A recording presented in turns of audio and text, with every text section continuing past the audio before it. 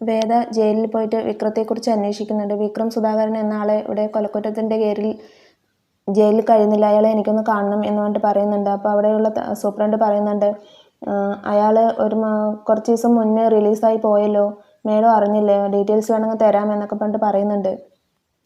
വേദയുടെ അച്ഛനെ വിളിക്കുന്നുണ്ട്. അച്ഛനെ വിളിച്ചിട്ട് സംസാരിക്കുന്നുണ്ട്. വിക്രം ജയിലിൽ നിന്ന് വെളിയിൽ ഇറങ്ങിയ കാര്യം എന്തുകൊണ്ട് എൻ്റെ അടുത്ത് പറഞ്ഞില്ല എന്നൊക്കെ പറഞ്ഞിട്ട് ചോദിക്കുന്നുണ്ട്. അന്നേരം വേദയുടെ അച്ഛൻ ഇങ്ങനെ ആലോചിക്കുന്നുണ്ട്, സേതുലക്ഷ്മി പറഞ്ഞ കാര്യങ്ങളൊക്കെ ആലോചിക്കുന്നുണ്ട്. അവളുടെ കുടുംബം തകർക്കരുത് എന്നൊക്കെ പറഞ്ഞിട്ട് അത് മറക്കാൻ ശ്രമിക്കണം എന്നൊക്കെ പറഞ്ഞല്ലോ. അതൊക്കെ ആലോചിച്ചിട്ട് വേദയുടെ അടുത്ത് ഒരു കാര്യവും പറയുന്നില്ല. സേതുലക്ഷ്മിയെ വിളിച്ച കാര്യവും ഒന്നും പറയുന്നില്ല. ഇനി നീ വിക്രത്തെ കാണാതിരിക്കുന്നതാണ് നല്ലത്, ആ ചാപ്റ്റർ ക്ലോസ് ചെയ്തോ, നീ നിൻ്റെ ലൈഫ് നോക്ക് എന്നൊക്കെ പറഞ്ഞിട്ട് അച്ഛൻ പറഞ്ഞിട്ട് അങ്ങനെ കോൾ കട്ട് ചെയ്യുന്നുണ്ട്. അച്ഛൻ എന്താണ് ഇങ്ങനെ പറഞ്ഞത് എന്ന് അറിയാണ്ട് വേദ ആകെ വിഷമിച്ചിട്ട് ഇങ്ങനെ ഇരിക്കുന്നുണ്ട്.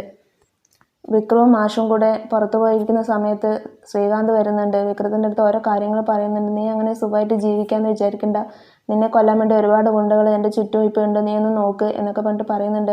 ശ്രീകാന്ത് പറയുന്നത് കേട്ടിട്ട് വിക്രം ശ്രീകാന്തിനെ തല്ലുന്നുണ്ട്. അത് കണ്ടതും ഗുണ്ടകൾ ഓടിക്കൊണ്ട് വരുന്നുണ്ട്. വിക്രത്തെയും ഒരുപാട് തല്ലുന്നുണ്ട്.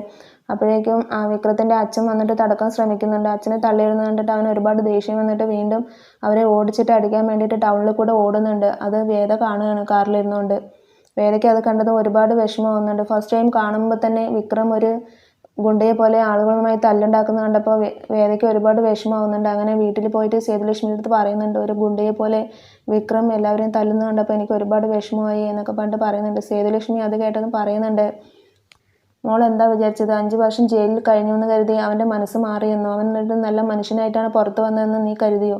അവൻ ഒരിക്കലും മാറാൻ പോകുന്നില്ല. ഞാൻ അവനെ കണ്ടിട്ടില്ല, പക്ഷെ നീ പറഞ്ഞ കാര്യങ്ങൾ വെച്ച് നോക്കുമ്പോൾ അവൻ ഒരിക്കലും മാറാൻ പോകുന്നില്ല എന്നൊക്കെ പറഞ്ഞിട്ട് ഓരോ തെറ്റിദ്ധാരണ മനസ്സിലേക്ക് കയറ്റി വിടുന്നുണ്ട് വേദിയുടെ.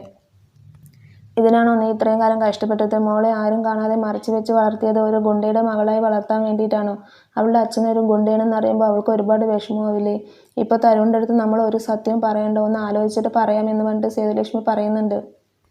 തരുൺ എല്ലാവരെയും വിളിച്ചിട്ട് പറയുന്നുണ്ട്. വേദയുടെ അടുത്തും മോളുടെ അടുത്തും അമ്മയുടെ അടുത്തൊക്കെ പറയുന്നുണ്ട്, നമുക്ക് തിരുവനന്തപുരത്തെ വീട്ടിലേക്ക് താമസം മാറാം, കുറച്ചു കാലം ഇനി അവിടെ താമസിക്കാം എന്നൊക്കെ പറയുന്നുണ്ട്. നിങ്ങളുടെ ജോലിയുടെ കാര്യം എന്താവും മോനെ എന്ന് പറഞ്ഞിട്ട് സേതുലക്ഷ്മി ചോദിക്കുന്നുണ്ട്. അപ്പോൾ ഞാനും വേദയും ഇവിടെ നിൽക്കാം, ഞങ്ങളുടെ ജോലി കഴിഞ്ഞിട്ടുള്ള 2 ദിവസം, ആഴ്ചയിൽ 2 ദിവസം ഞങ്ങൾ നിങ്ങളെ വന്ന് കാണാം, നിങ്ങൾ അമ്മയും മോളും അവിടെ തിരുവനന്തപുരത്തെ വീട്ടിൽ താമസിച്ചാൽ മതി, അതിനുള്ള ഏർപ്പാടുകളെല്ലാം ചെയ്തു കഴിഞ്ഞു എന്നൊക്കെ പറഞ്ഞിട്ട് പറയുന്നുണ്ട്.